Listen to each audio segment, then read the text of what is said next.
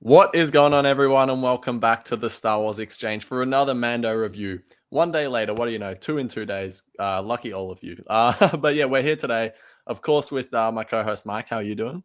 I'm doing great, man. Ready to talk Mando 2 days in a row. Always happy. Yes, sir. And a special guest. Well, he's not really special anymore because he's just a guest. He's just a guest. He's more of He's a worn off. co-host. We like to call him. I just I'm made that up, something of a but cameo, if you will. I'm the yeah, Boba yeah. Fett to your guys Mandalorian and Grogu. Yeah. He's pretty much like, I'm gonna think during the show of a Star Wars equivalent you are. But it's Parks. How you going? I'm doing good. I tell you what, the book of Boba Fett, chapter 8 and 9, really weird. I'm starting to think this show is not about Boba Fett at all anymore. I think it's about the Mandalorian. Maybe. I'm starting to think the same. Very strange, but anyway, no, I'm great. I'm good, and I'm ready. I'm so excited to talk about Star Wars. It's always welcome For sure. being on here. I always feel Yeah. welcome being on here. We Aw. appreciate your feelings of welcomeness because we always welcome you on.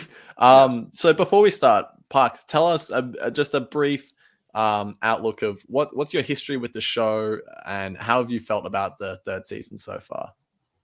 The Mandalorian. So I've pretty much made it no secret through, if you're familiar with my YouTube content, of course, my love for the Mandalorian. I made a whole big long video about it last year, and obviously I spent a lot of time researching the show and learning all about the show. So I already have like a very high appreciation for sort of like the inspirations for it and the intentions behind it and the production behind it.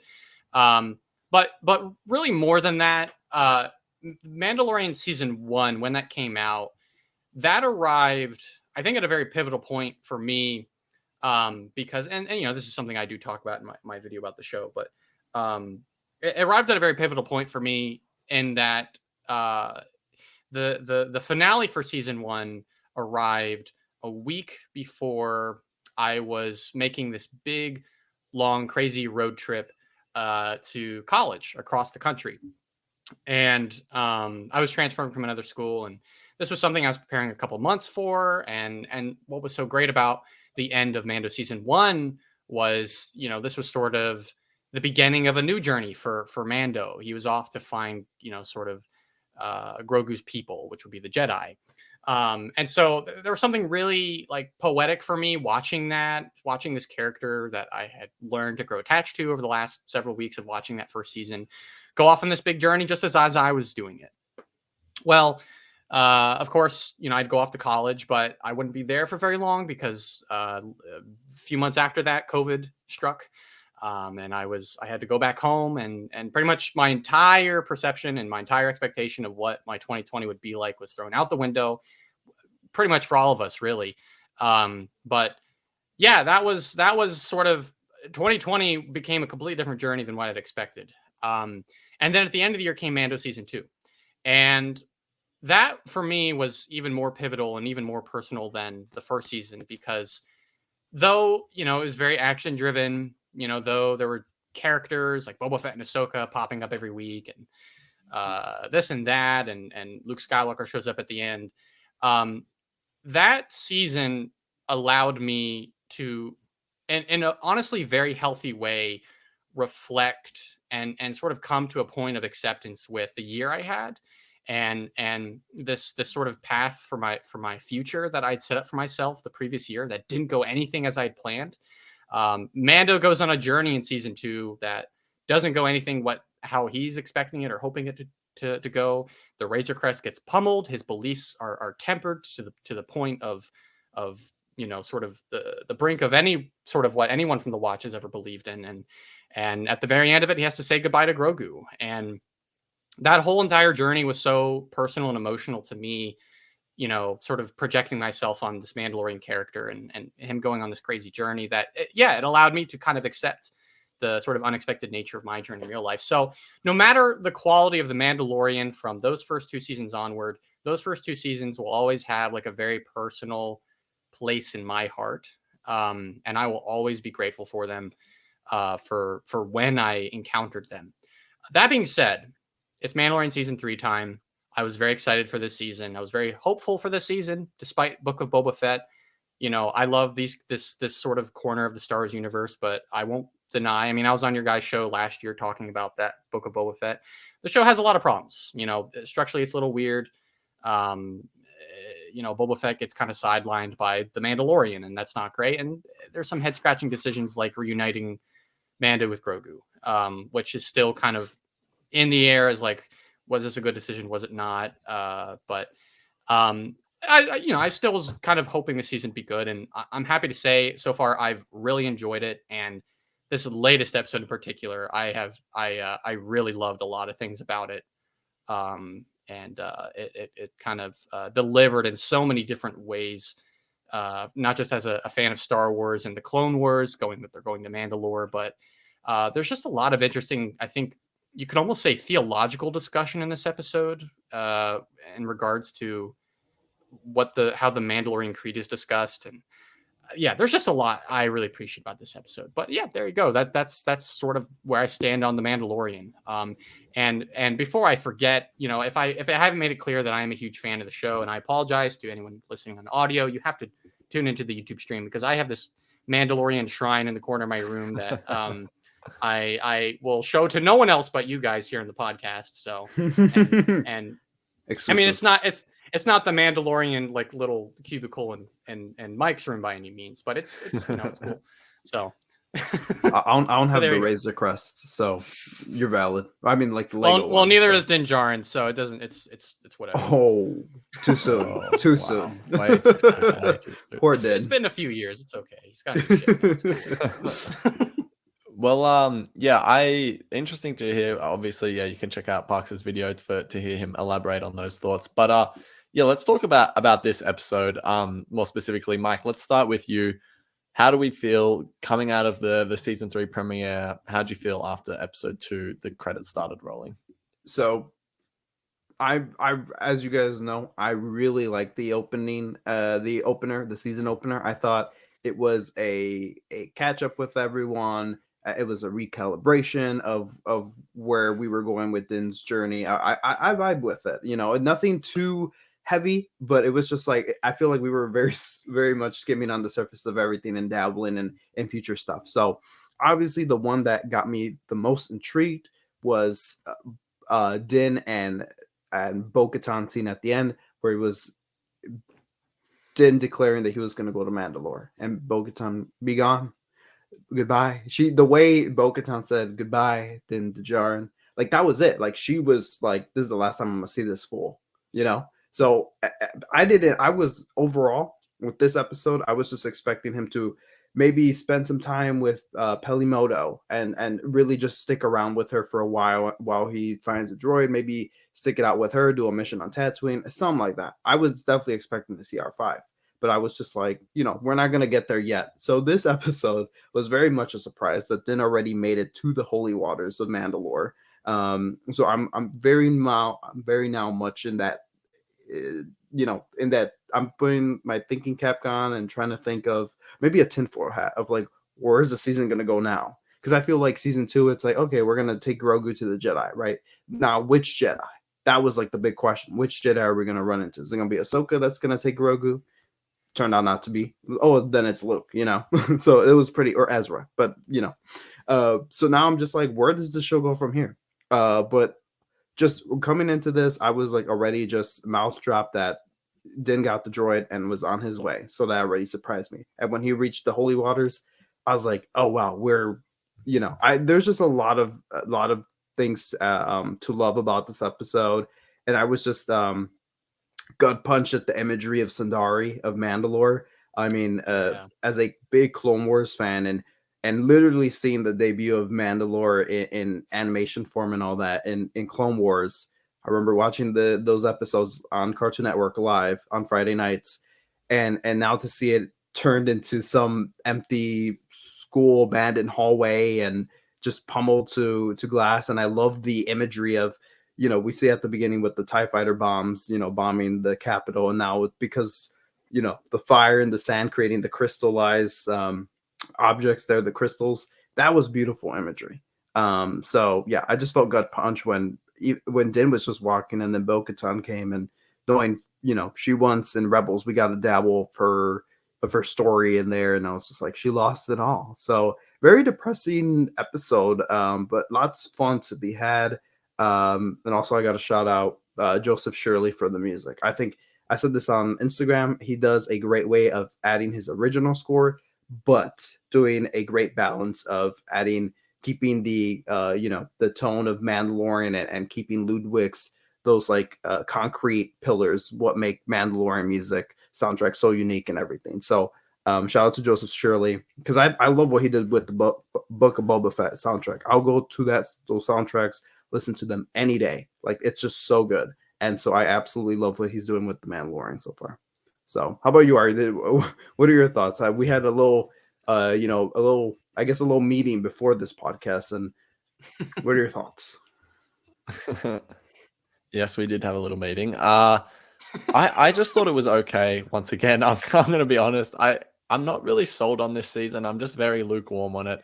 I'm not hating it at all. It's just fine. Like, this episode was better than the last one. I think certainly a lot happened, but it's sort of similar to, I guess, the way Bad Batch has gone in, like, with that Zillow Beast episode. I feel like, where the content was very interesting to me, but the execution I felt was really lacking.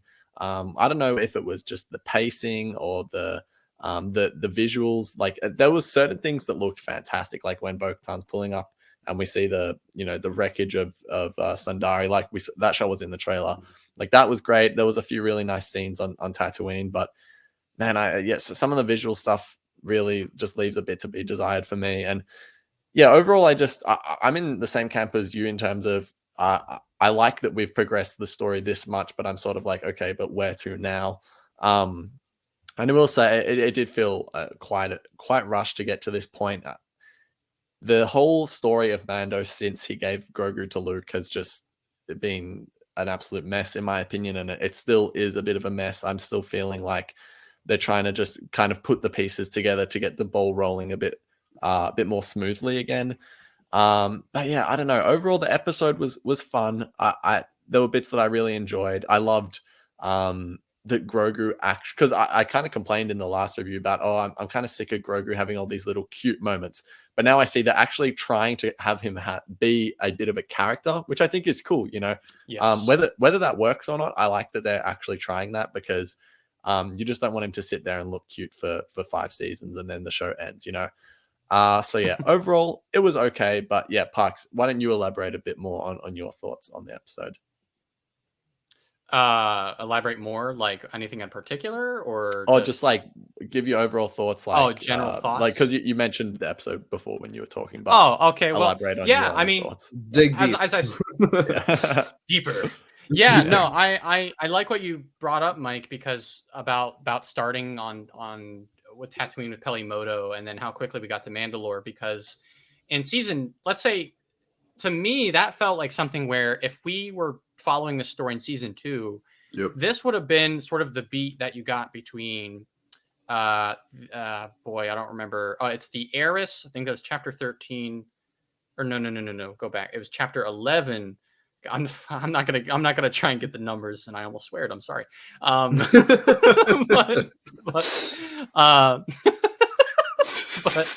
the Heiress, pointing to Bo-Katan on the side of the screen. I can't get it for some. There we go. Over here. There we go. Right up there too. Up. God, I'm so bad at this. Not Ari. Don't look at Ari. Never put me in front of a professional camera.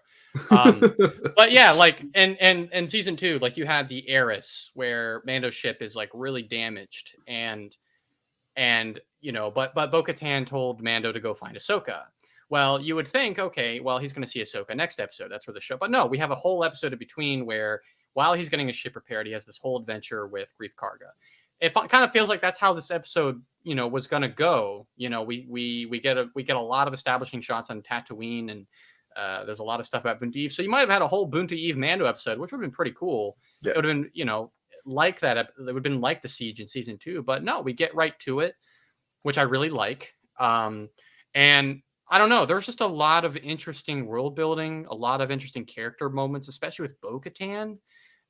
This is just a character that just it's a gift that keeps on giving, really, in terms of like what's the history of her character, and her talking about her father, which is something we've never heard about in sort of the history of the Kreeses. Sort of these visuals about Mandalore. And like I said earlier, just like a really interesting theological discussion. I think, I've spent a lot of time, as I've said, sort of looking at these characters and sort of the intentions behind them. But I think up to this point, I think I've maybe had a bit of a misinformed impression about Bo-Katan, and I think I've had a bit of a misinformed impression about Mando, and that's what I really liked about this episode, is that it sort of challenged how I viewed both characters. Yes. And what you brought up, Ari, about Grogu is also really good. I think if there is like a valid reason to bring the character back, I don't think there's any valid reason to bring him back as soon as they did, as in another show. But if there's a valid reason for him to be back, it's that he has agency now. Ever since Luke gave him the choice, to be Mando, or you want to be a Mandalorian, you want to be a Jedi. This is a character that is now going to exert more and more agency. And so it was actually kind of like exciting to see Grogu kind of go off and do this thing and not know like how it's going to go, or and actually have to incorporate lessons that Din is telling him. So I was a big fan of that. But yeah, no, there's just a lot of stuff, and just a lot of great creatures. And what's that, General Grievous underground, and stuff like right. that. So, Yeah, that was it. I like that they're still, Star Wars, it could so easily at this point just play in the sandbox that's already, there. It doesn't really need to expand, but Jon Favreau or the Doug Chain, whoever's, creating all these new and cool designs, they still want to keep making new stuff, which is cool. Yeah. It keeps things interesting, which I appreciate. I got to say, Mike, you brought up the music before, and there were parts where I felt like it was amplifying the visuals for sure. Like I think around when Din was overlooking overlooking Mandalore, like the planet or whatever it was. Yeah, like moments like that. But then there were also moments for me where I just felt like it was just copy and pasting Ludwig's themes. And I know, of course, they're going to use the themes and stuff, but I don't know how to explain this, but it just felt like there was nothing new going on. It was just like, oh, and here's Bo-Katan's theme, click that button. Here's Din's theme, click that button. Like, I get what you mean. I'm not as over the moon about his music as I think you are, Mike, but I do get what Ari means. Yeah. That's how I felt rewatching Mando season 2 and for the lead up to Mando season 3. That's exactly how I felt.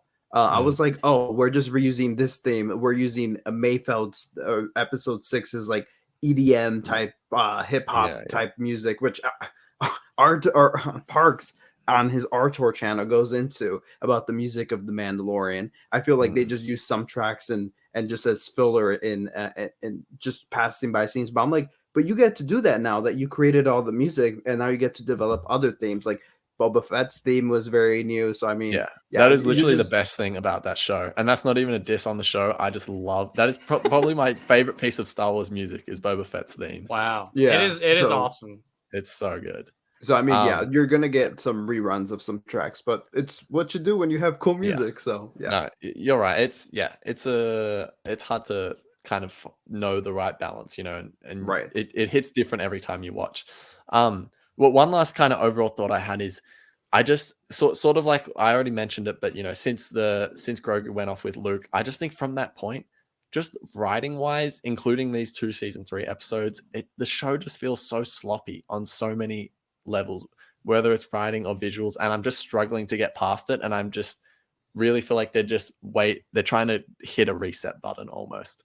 And I feel like they've been trying to do that since the season 2 finale. And I'm kind of like, can we get to that point? Because I don't know what it is, but it just feels like they're trying to get to somewhere so quickly. And it's like, for what? You've got really good story beats to hit, like Din and Grogu reuniting, Din bathing in the waters, and all this sort of stuff. And it just feels like, why are we rushing to get there so quick? I'm interested to see and how that all plays out. But yeah, do you guys have anything else before we kind of go a bit deeper into the episode? I have some thoughts and perhaps a counter argument to that, but I think it'd be best to sort of explore that, or for me to get into that as we like go on. Okay. Because I do have some thoughts about that, and of course, your opinion's valid as much as anyone else's is, but As much as sure. mine.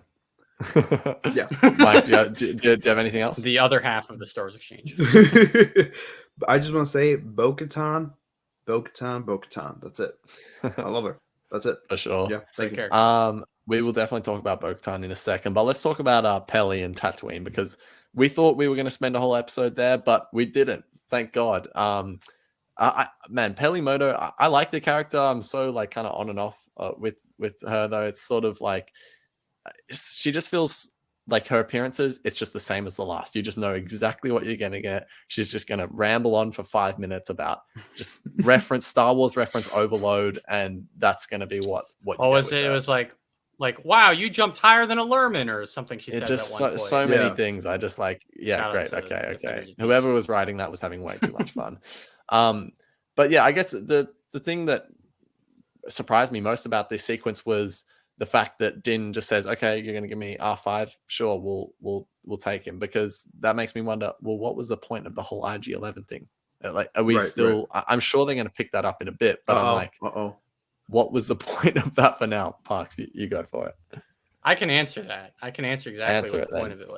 Please, Dave Filoni. In my opinion, first and foremost, like how you felt about IG-11 is totally valid.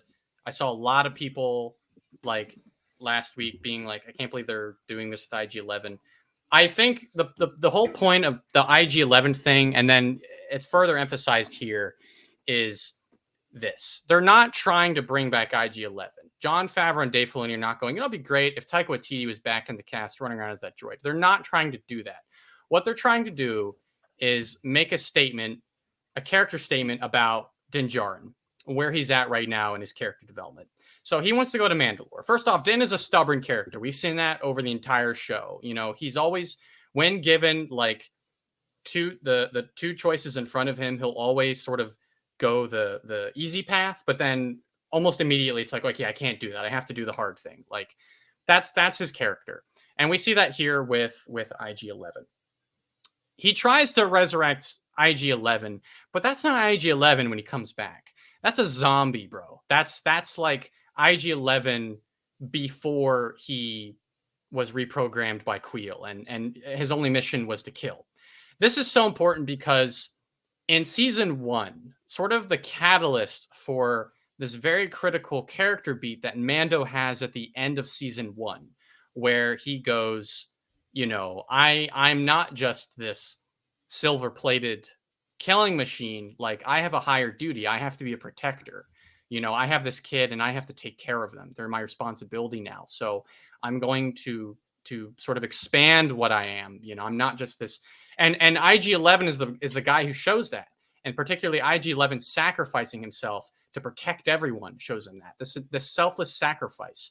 And it's so great because, Mando starts off that season not like hating droids because of his childhood. He shoots IG-11 in the face, and here we go. I already really wanted to use this format in pre-show, but this is a very visual gag. I'm just now realizing. yeah, it undercuts everything I'm saying. Thank you. Yeah, literally. Continue. But yeah, he hates droids, and here's a character who it like gets him to sort of change his mind about droids and change his mind about himself, realizing he's not so different from IG-11. And if IG-11 can change, so can he. He can also change. So this moment where he tries to revive him and it doesn't work out, Din says a line that is so crucial where he goes, I think he defaulted to his old programming. Mm-hmm. Now think about where Din is right now in his character journey. He just went on this crazy, epic journey across the galaxy to get Din to the Jedi. There were many moments along the way where he, was like, Bo-Katan, you're not a Mandalorian. Like, you disrespect like my beliefs, my creed. Ahsoka, you're a Jedi. You're the sworn enemy of my people. Like, I shouldn't, be agreeing with you. Even the frog lady in The Passenger being like, I thought Mandalorians were supposed to have honor, and calling into question like the beliefs of his creed. Or the Marshal, where Cobb Vanth is wearing this armor, which deeply offends Din before by the end of it, he realizes like, wow, like that sort of allowed you and me to kill this thing together. Like, so over that entire season, he is expanding his perception of what a Mandalorian is, and he is moving, in a very mature way beyond like the strict beliefs of his creed. But he's at a point where he is back with the creed. He thinks he needs to get their blessing, their redemption. It's almost as if he never went on the journey at all. He thinks that after it's like, put it this way, it's like if Luke did everything that he did in the 3 Star Wars movies and then went back to living on the ranch, which it wouldn't make any sense. It's like, dude, your life has changed so much. Like the ranch is not your place anymore. But now this might seem like maybe at first like a character flub, or maybe they're trying to throw it back to how Mando was in the beginning. But the whole point of this is like, it's a deeper comment about the effect of religion. People who grow up committed to like a certain religion or belief system, they might see things in life that expand their point of view and then come back to the religion, come back home, and might find that they no longer agree with it, or they might try to bring themselves to agree with it, but they're going to meet resistance with it. And so that's what this is all about. This is and it is setting up Mando's arc for this season. Can I just say something though? Go ahead. That's all great. That's great. But absolutely. With what you've said though, yes. Everything you said is just disproven by what they did at the start of this episode though? Because you're saying he's being stuck in his stubborn ways. He only trusts this one droid, all this stuff. But then there's not even a conversation about him having to trust a different droid that he's not familiar with at all.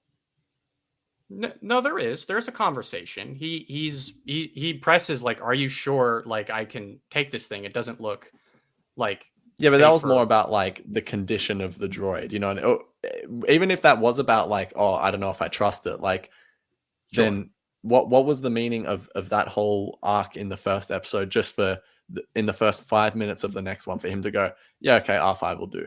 Why couldn't he have just said, oh, this droid will do last episode? So what you point out, like, you could view it as a potential flaw.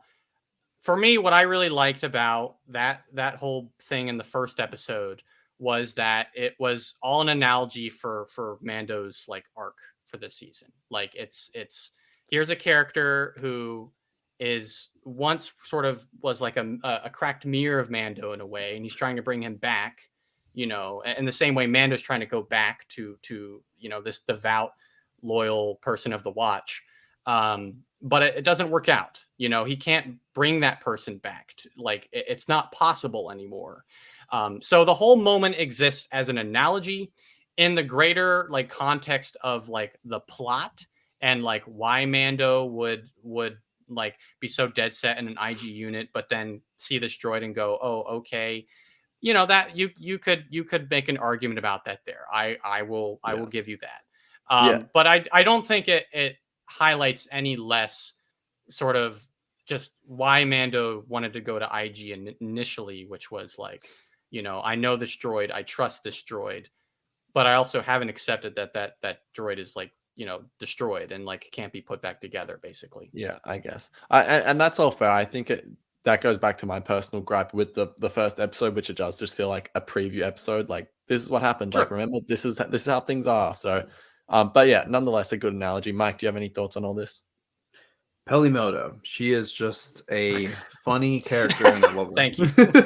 No, I think both of what you guys are saying are literally thoughts that I've had. I mean, I love your analogies, Parks, and all the references of Din's character in season 1 and what he's come to be now. And I mean, yeah, there's moments where I had with the R5 thing where I was like, it could have been done. I think what Ari's talking about, what he said about execution and stuff, it could have been done a little bit better, but to make it a little bit more clear to everybody that it's like it's this way, but I totally understand both sides. I think For me, I think Din's character right now, I vibe with a lot, just because I was years ago. I'm talking about years ago. I was very religious in the faith of Catholicism. I was very religious. Actually, I just came from work from a church school that I work at, and but anyways, I was very religious. But I'm not anymore. So I've seen. I don't know if they're gonna if the series is gonna go in the direction where he's not like uh what would you say, a zealot, or just deeply blinded by his creed and whatever. Like he would turn more of like someone akin, like, you know, Bo-Katan. And I'm very curious of all that. You know, you brought up someone that is very buried in the religious faith and just goes off the decisions and all that. So I very much resemble Din. Well, let's see where her story goes. But that was me a while ago, and that's just not me now. So I'm, you know, trying to. That's what I'm excited for. So yeah. Ben's character. For sure. Yeah, let's push on with the episode then. And so we get to Mandalore, and Din has a conversation with Grogu about being a Mandalorian is about this and this. And by the way, this is another thing that I just roll my eyes at with the show, because it's just information overload, and they're just pushing it on you so hard. Like Grogu's probably just listening, like, what the. But that was a sweet moment.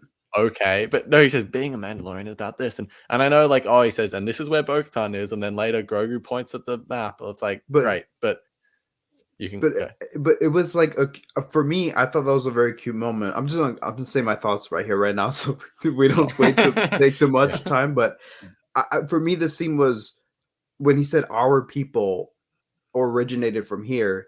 Yeah. It what you're talking about, Grogu being a character and stuff. I'm like, oh yeah, they're definitely taking it that direction, because I don't know. Maybe that's where they're gonna go by the end of the season, where Grogu is gonna take the creed or whatever. But I'm just like, we're getting that closeness with that togetherness with Grogu and Din. I think after the separation could have been longer, but for a little while, I think this is moments like this. It's just like touches my heart, you know. No, it's that part of it. I completely agree with. That was a sweet moment. It just feels like Jon Favreau or whoever's writing this episode is like, okay, we need them to know this.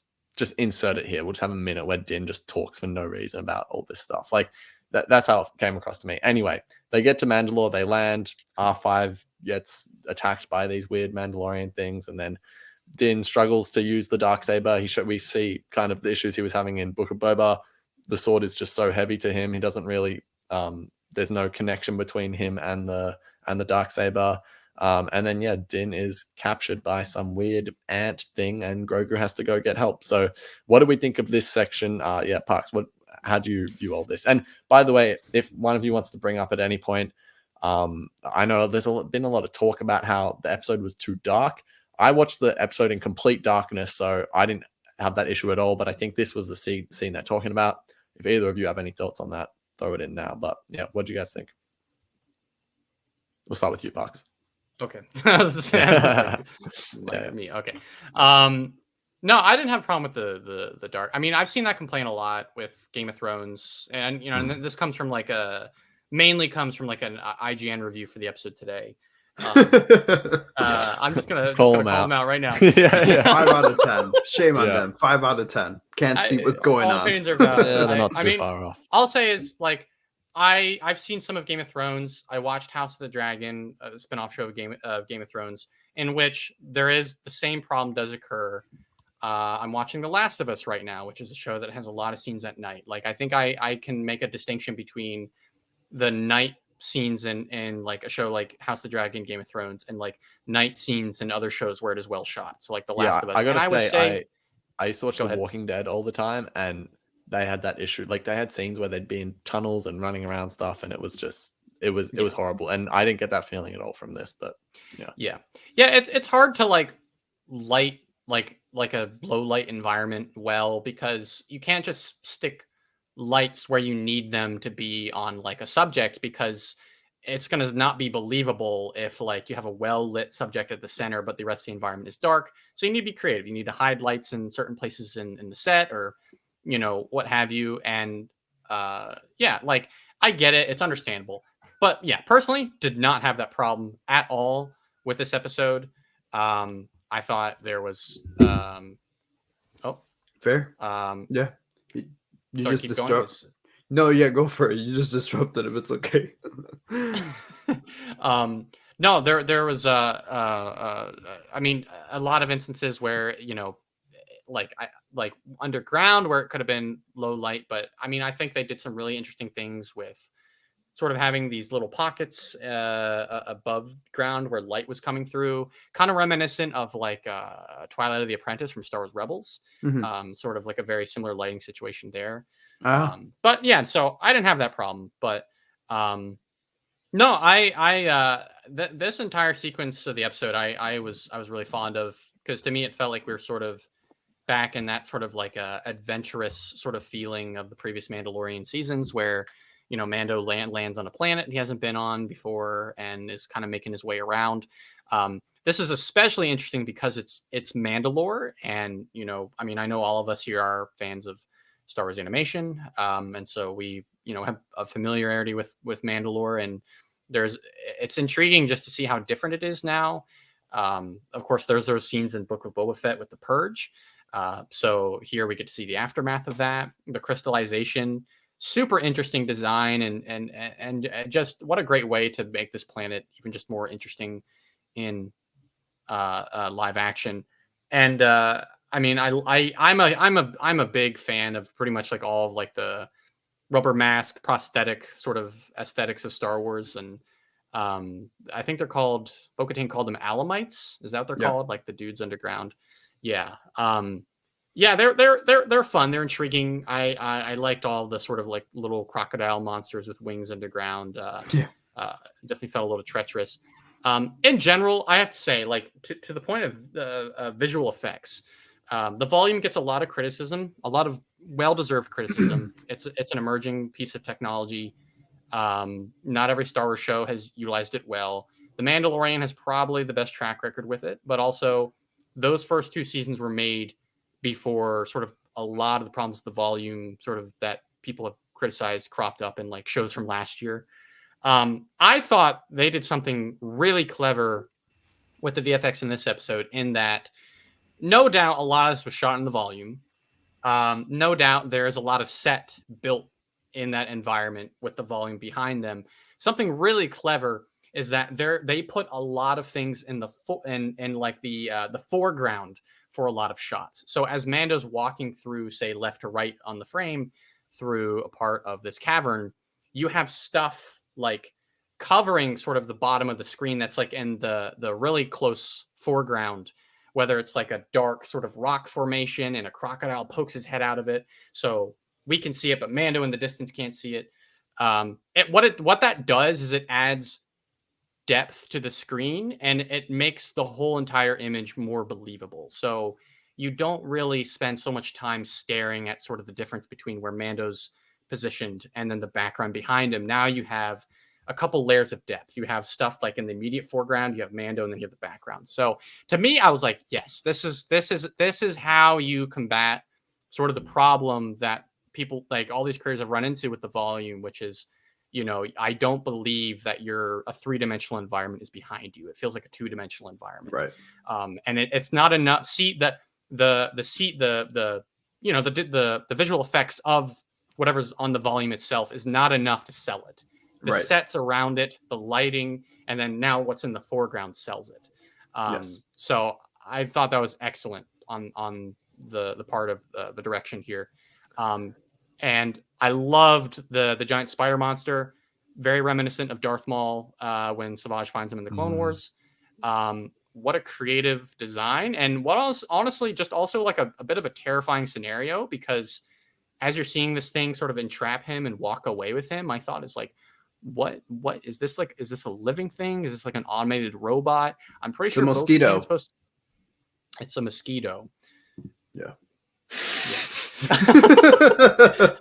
I didn't catch that part,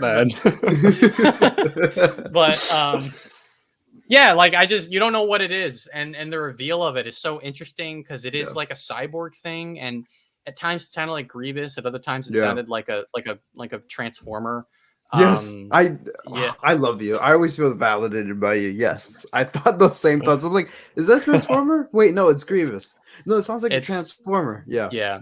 yeah. No, and just the at first I thought it was going to be a cyborg. What is it? A Diagona, whatever the creature in the Oh, desert right. was. Dianoga. Same. Yeah, Yeah. Dianoga. But and maybe it was, but it was just really freaky. Like yeah. and in general, this entire creature, and I apologize. I have, like I said earlier, I had a lot of thoughts on this episode. This Mini entire doc. creature, and in general, a lot of this episode, especially like the start with all the references to Boo to Eve, this feels so loyal to like the vision of Star Wars presented in the prequels with Yep. this like really weird alien designs and creature designs and really Yep. strange robots, and this feels so in line with all that. I really enjoyed it. Yep. Yeah, just a very interesting scenario. Definitely feel Yeah. the Doug Chang influence on this because he Mm. was the lead concept artist for the prequels, and you definitely feel that I'm like this. It feels like it was pulled off one of the concept art books for stuff that we would see in Geonosis or something, or like one of the insects. 100%. I just want to say the lighting.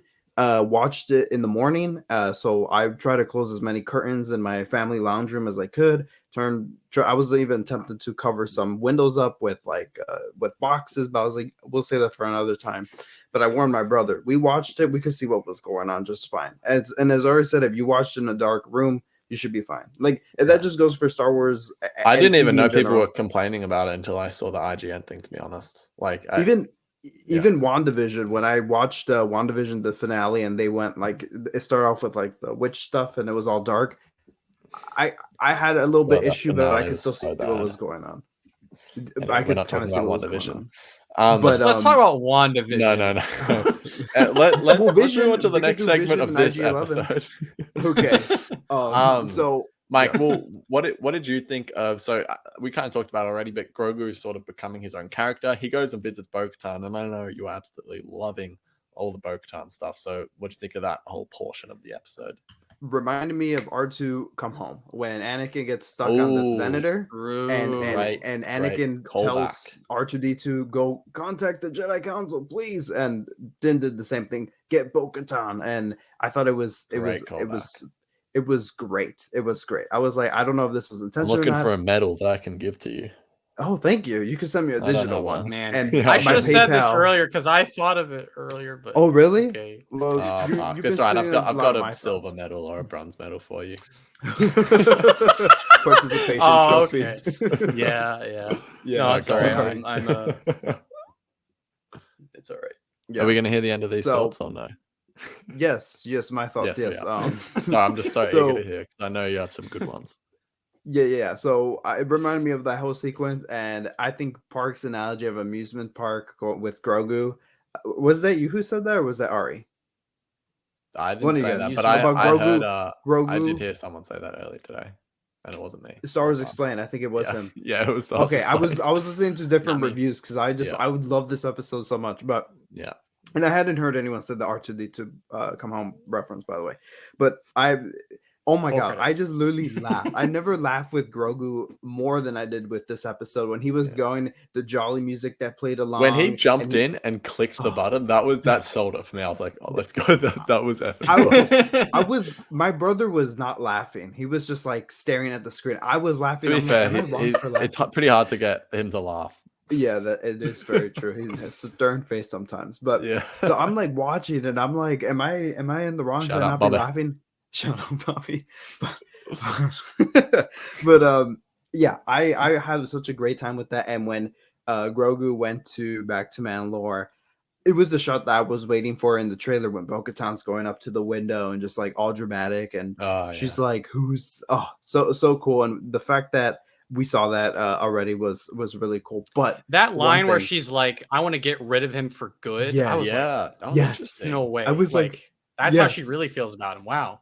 Exactly. Just because she's locked up in her room and she doesn't want, she's like every teenager on Earth when, something bad happens and you just go to your room and mellow out and you don't want to be bothered by anyone. Yeah. I mean, I don't know how many times I've done that, but and even it was an image that they showed us at Celebration, I think, Ari's laughing about something. So it was yeah, an Mike's a image. very moody teenager, guys. Don't talk. Don't talk. But He just there's walks a in, slams the door behind him. Unless you want to talk to me about retaking Mandalore, don't talk to me. Yes, I'm telling you, I love Bo-Katan that much. Yeah. But there's where she slumped over her throne. We seen that image at Celebration that they showed us an image or a teaser or something like that and included that. But I noticed that there was something weird with some of the Bo-Katan accent and dialogue, that some of it sounded at first. I'm like, is that clunky, or why was she enunciating it like that? But then later we learned about her royal ties, and she expands on that. And when I was rewatching the episode, I was like, oh wait, that's supposed to be like a tone of someone from a monarchy, prestigious. I'm not gonna attempt to do it here, but you could go watch the episode again and listen for yourself how Bo-Katan talks to the droid versus how she talks to Grogu. Yeah. So when she's telling the droid, it's telling of command and prestige, and when she's telling Grogu stuff, it's in her regular, like, Bo-Katan's stern voice. So anyways, just wanted to point that out because I thought that was very interesting. Because then we learn about her, about her ties to the royal family and whatever. Yeah. So anyways, I really like the scene, and it was cool how Bo-Katan was like, I'm gonna get rid of him for good, and then being like, let's go save him. I was like, wow, okay. Yeah. Speaking of moody, gee whiz. Something else that I think was interesting was obviously that I think there's a point made about Jin's use of the Darksaber at the start of the episode, and then by the end of the episode, Bo-Katan actually wields it for 2 minutes, and she does it effortlessly. Is that the word? Absolutely. I think that was very clear. Have a look at the contrast here. Absolutely. I don't know if that's trying to make the point of the Darksaber maybe in the wrong person's hands, or I don't know what they're trying to say there. But I thought that was something that I liked that they pointed out, because it's true, Bo-Katan did wield the Darksaber for a while, and so she probably does have that connection. We saw Sabine train with it, and then she got a connection with it. Din is literally just using it like any old sword, So interesting stuff there. But yeah, Bo-Katan does, of course, save Din, and then we get to the ultimate moment of the episode. He's going into the baths, or whatever you want to call it, the waters, the mystic waters, and they do exist waters, and the living waters, they exist. He goes in there. I thought, honestly, not saying that I wanted this or that I didn't want it, I thought he was going to get completely nude for a second and jump in, and I was like, this is about to be the weirdest Mandalorian moment we've ever seen. Just because I was like, get out of here. I was just like, the tone of the show, he started taking stuff off, and I was like, imagine if he took everything off except his helmet, because he's not allowed to take off the helmet. I was fully like, the tone of the show is about to change real quick. And Ari was watching, mind you, everyone, Ari was watching in complete darkness. I was sitting there. Oh no. I don't know if I was excited or I was scared, or I don't know what was going on. It's like, bro, there's a baby in the room. Like, what are we doing? I know. Bo-Katan, before he goes in, is reading like, oh, look at this. Oh, the mythosaur, ha ha ha. Yeah, right. Like, that'll ever happen. So sort of set it up. And then of course he goes in, gets dragged down. Bo-Katan goes and saves him. Of course, the thing that dragged him down was the mythosaur. A lot going on here. Parks, what did you think? So, a lot of thoughts, first and foremost. So feel free to cut me off, add anything in as I'm kind of going through my bit here. So, so I guess you can't be doing this to me, man. He wants you to wrap it up. This is not the time for this. He's like, listen, I'm going to make you uncomfortable the whole time. Let's hear it. All right. So I guess I have to do it like this. Okay. So, yeah. Okay. So to me, up to this point, Bo-Katan has seemed like, obviously she has a long history with the Mandalorians. And I mean, that stretches back to the Clone Wars, but with this episode, we now know it stretches back even further than that. With a father, with her being sort of this princess and having being part of a royal family. How much of that sort of coincides with the pacifist new Mandalorians, I'm not sure. Maybe we'll learn more of that as we go on. But up to this point, I had figured, after losing the Darksaber so many times that Bo-Katan had sort of developed this sort of determination to get the Darksaber. Like she would do anything to get it. But because she's lost it so many times. But what's so interesting about what are we laughing about? Like savage moment. Yeah, like that was a diss to my queen. I did not appreciate that. Well, let's just be honest, bro. God. Like she once was part of a terrorist organization called Death Watch. So that's whoa, just what facts. side? What Now side are she you was on? she was a young person back then, so she wasn't making like maybe the most clear-head decisions, but she's had We've a long all been history. young, dumb, and broke once, as my boy Khalil said. So has And we've all been Bo-Katan, which makes teenagers. her Yeah, exactly. So that's less the so lesson. than you, but yeah, we have all been. Well, we're not exactly. Yeah. Anyway, Sorry, Parks. it's okay. It's funny. This format makes everything just funnier. Okay, thank you. Chaos. Thank you. I was tired of staring at Ari's mustache. By the way, I had it on my chest. Just uncomfortable. I got very good everybody. feedback on the Instagram live from Ethan yesterday. Anyway, let's not talk about my mustache. Let's talk Very about nice. what Parks Very is talking nice. about. Anyway, yeah. So that was sort of my impression of Bo-Katan, but I think from last episode where she mentions like wave that thing around and they'll do whatever you say, and then the attitude with which she just picks up the saber, saves Din with it, and then gives it back to him here, and then the way she talks about sort of this royal ancestry, swearing to the creed, her impression that it was all sort of like a nice formality, like it wasn't like a serious thing. She just sort of treated it as like a weird tradition. Bo-Katan isn't really like a staunch believer in like the Mandalorian creed as much as what we think. She I guess you could say is of a denomination that is like, being a Mandalorian means I live on Mandalore. Like Mandalore is my place, but all this other stuff about the creed, about not taking off your helmet, about all these warrior traditions, and this is the way. I don't care about any of that. The only reason the Darksaber is valuable to me is because there are other Mandalorians across the galaxy who still Real see quick, that. want to interrupt just because you reminded me of a really good moment that we haven't mentioned where For sure. where she's talking about her father and how he sacrificed or made some sort of sacrifice and then just stops in his tracks and goes, this is the way. And I was like, wow, Yeah. okay.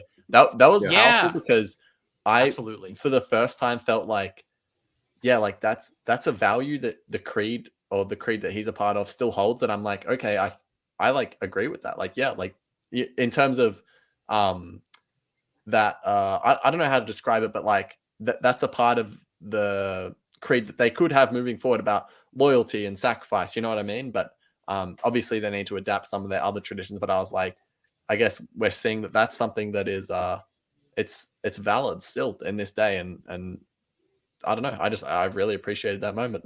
But yeah, go on. Yeah, and that moment too, I mean, absolutely connects to all this because, like, in season 2, there are moments where Bo-Katan is mocking Din with "This is the way" and sort of calling out exactly his sort of being in this cult, and like watching that episode back in season 2, you at first you're kind of maybe on Din's side where you are like, like because you've grown so attached to this character, and especially on Din's side, if you haven't seen the Clone Wars and you don't know Bo-Katan, like you're like, these are not Mandalorians. But as you go along, you realize how capable they are. You realize sort of how sort of goal oriented they are towards retaking Mandalore. It begs you to reconsider, kind of like, does Din even know what a Mandalorian really is, like outside of the Watch? Well, do any of them really know? Exactly. Like they can't agree. Like she blames Din's sort of, the Watch for fracturing her people. But the truth is like, they're all like complicit in like the fracturing of the Mandalorian people. And so that moment where he goes, this is the way, about her father dying to defend Mandalore. There's no greater honor in the Mandalorian creed than dying to defend the creed. And him saying, this is the way, like it's one of those moments where you're like you said, like, I agree with Din. Like, and that was when I mentioned earlier, like, this episode challenged how I felt about both characters.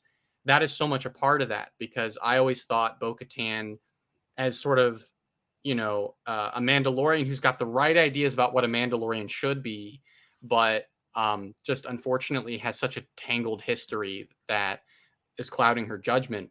Whereas Din is very strict in his ways, but needs to let go of all of that to sort of come over to where Bo-Katan is. The reality is that Bo-Katan, I think needs to honestly embrace a little bit more of the culture that her people come from, and Din needs to let go a bit more of like his strict adherence to the tenets of the creed.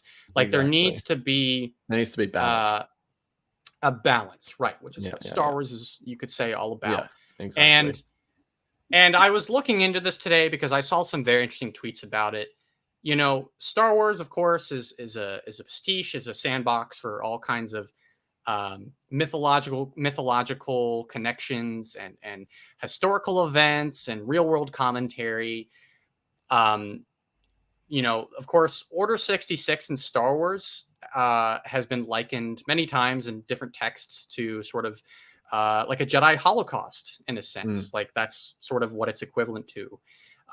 The way the Purge is talked about, I think, and how the Mandalorians regard sort of the almost near extinction of their people, I think you could also liken in a sense to being like a Holocaust-like event for the Mandalorians. If you look at sort of the history of Judaism in relation to the Holocaust, and this is just a real world example, the Mandalorian Creed, as much as the Jedi Creed can be representative of all kinds of different religions with different denominations within them, it represents sort of this encroaching belief about, our people were almost wiped out. We need to unite, which I believe is sort of a core idea or a more representative of sort of Reform Judaism. So I like I said, I was very curious about this stuff. So I was learning about it today, and anyone who's watching this who is more knowledgeable about that subject, it'd be great to hear about that below in the comments. Just even for my just sake of learning more about it. But yeah, I that's what I love about it, is that it is reflecting, like I said, this theological conversation in the real world of like, how do you unite a broken people, and what makes this people? Is it the planet they live on? Is it their belief system? Is it a bit of both? Should Mandalorians live on Mandalore? Can they be Mandalorians without Mandalore? Can you live on Mandalore without the Creed? And what will it take to get all the Mandalorians together? And who's the right leader for Mandalore? Bo-Katan scene with the Darksaber definitely makes that ambiguous, because she was so much more efficient with it than Din. And seeing how seriously Din takes his creed here at the end and redeeming himself in the living waters was honestly like also a very eye-opening moment, because it's like, again, I've been harsh on this guy for being so strict about the creed, but he takes it seriously and it gives him purpose, and there's no denying the importance of that in a way, despite how messed up maybe some other stuff about the watch is. And then of course the cherry on top, I can't deny how awesome it was seeing the Mythosaur, because that is a creature that, I've been a Star Wars fan since I was 7 years old. And at one point I was a very big fan of like all the expanded universe stuff, like from my childhood. The Mythosaur is a creature that has been in comics, has been referenced a lot in Knights of the Old Republic. It's a very storied creature in Star Wars, and seeing it for the first time in live action is a huge deal. So that was an amazing moment, and I love that the first episode of season 1 foreshadows this. There's a moment where Queel is talking to Mando when he's riding the Blurg in that first episode, when he says, "Your ancestor once rode the great Mythosaur." And here we are finally seeing it, which is just a really cool moment. So those are my thoughts. This was such a cool sort of like way to end off the episode. For sure. Mike, by the way, I think you need to turn your mic down just a little bit. I don't know if it knocked around or something. Anyway, but yeah, for sure. It is such a good random sort of moment where, I mean, not random, because yeah, it has been setups from, the start of the series, but I think, yeah, it's going to be so interesting to see what they do with that next episode. Because honestly, I have no idea. I don't know. Like, and of course, I couldn't like tell you you what they pointed out before, like that moment is important for Bo-Katan as someone scoffing like Mandalorian tradition and creed Yeah, when she yeah, actually yeah. sees it. Like, Yeah. it, She, the, well, the she was myth is so stopping much it like closer to 2 reality. seconds before, you know, like, so Yep. it's pretty Yeah. crazy to see. We're about to hit an hour, but Mike, real quick, what did you think of that final sequence? I think Park said it all. Amazing. Thank you. It was great. Before we wrap up, Uh, guys, let's all give fun. a quick rating of the episode. Parks, what's your rating? 8 out of 10 to a 9 out of 10. Like, I'm thinking about what I rated episodes of Andor. To me, like, the conversation here is as deep as those episodes. So I would go like 9 out of 10 just from the love of my heart. So yeah. Very nice. Mike, what about you? Yeah, I literally before Parks even said that, I'm like, yeah, 8 out of 10. Okay, interesting. I'm gonna How about go you? a 7. It was a 7 for me. It was fine Very without good. being great, fine without being bad. You're But disgusting. He's been holding that back all lap. were our thoughts on the Mando season 3 episode 2. Thanks all very much for checking in with us. Of course, if you come from ArTorr, be sure to subscribe because ArTorr is on this channel all the time. But if you don't know about ArTorr, go check out ArTorr. Thank you. So yeah, that's sort of the vibe. Follow us on Instagram at the SW Exchange. Give us a 5-star rating, subscribe, all that stuff. Parks, thank you so much for your time today. Appreciate you coming on as always. We should look Thank to you for having me. be having you back on before the series wraps up. But yeah, Absolutely. Sweet ass. Happy to be here. Thank you for having me. Go Of watch course. his Last of Us video. Go watch The Last of Us. Go watch his Mando video. Do all that. Yes, but yeah, thank you. Please. you can find me at Star Wars _exchange, Mike at all _Star Wars, Mike at not Mike, Parks at Parks Harmon. Is that right? Yep. Parks Harmon on Twitter and Instagram. Yep. Yep. Go check it. Yeah. Thanks for watching. May the force be with you. Adios. Bye. Bye. This is the way.